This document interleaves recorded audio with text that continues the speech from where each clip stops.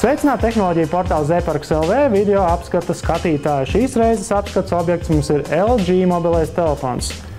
Mēs jau esam pazīstami, ka LG pēdējā laikā ir ļoti sasparojušies uz skārienu telefonu ražošanu. Bet kas ir ļoti interesanti, šis telefons ir ar pilnvērtīgu QWERTY tastatūru. Un tā cena ir samērīga ap 150–170 latiem. Attiecīgi tātad vidējā kategorija nav ne biznesa klase, nav arī lētais aparātiņš. Nu, lūk.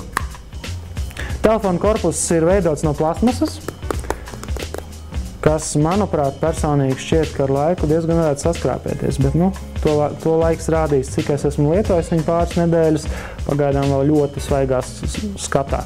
Priekšējais ekrāniņš ir glancēts, un tas arī, diemžēl, mazliet skrāpējās.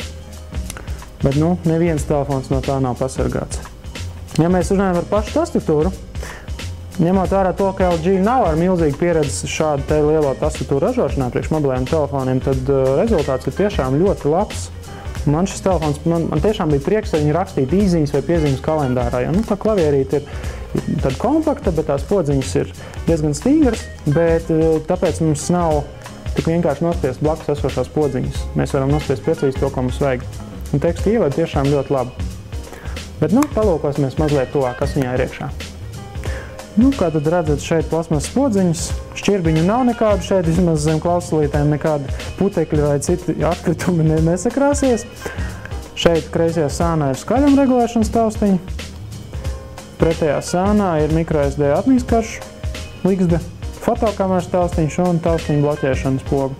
Aizmuguri ļoti vienkārši, 3 megapikseļu kameras objektīvas, ja to varam tā nosaukt, un skaļrunītis.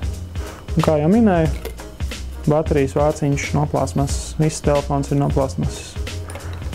Tādas vienkāršas matētas sudrabotas plasmasas. Ekrāns tāpat asmērējās, kas ir neizbēgami. Tad telefons pēc savas uzbūves, pēc savas izvēles ļoti lielā mērā līdzinās daudziem labi zināmiem LG Cookie, jeb KP500 telefonam, kas pieejams arī mascenās un tā tālāk, kas bija budžeta klases skārienu ekrāna telefons no LG. Lūk, šeit princips ir tas pats. Mums uz ekrāna ir dažādi rīki, mēs tos varam staipīt, mazāt. Un šeit apakšā ir zvanīšana, kontakti, īziņas un izvēlni. Izvēlni absolūti arī klasiski šādā te vertikālā formātā. Ja mēs skatāmies no tā, kas šeit ir atrodams, tad telefons nodrošina visas pamatfunkcijas, kamera. Tas, kas ir interesants atšķirībā no LG KP500 aparāta, ir lūk šīs te. Telefonā ir otrs desktops saucamais, jeb otra darbvirsma. Šis te saucās LG Live Square. Kāda ir būtība šim te ekrāniņam, ko mēs redzam? Ja mums kāds ir zvanījis, šeit parādās maziņš cilvēciņš, kurš mums māja roku, viņam apkārt ir dažādi zvēriņi. Šajā gadījumā te esmu redzams es. Kas man likās ļoti interesanti, ja es esmu kā dāma ar gariem melniem matiem ļoti smuka un brīvdienās man novēl patīkamas brīvdienas un tā tālāk, bet kā nomainīt uz vīriešu kārtas pārstāv to, gan es neesmu atradis. Bet, ja kāds man pieņemsim zvana, man kāds ir zvanījis un es uzreiz šajā izvēlnē redzu, ka man ir kāda nezināma persona zvanījusi. Un es viņu varu pastaigīt pa ekrānu, piezvanīt uzreiz atpakaļ.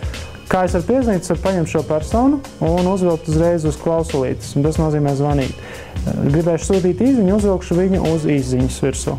Tāda skāriena saskārne, kā komunicēt ar cilvēkiem.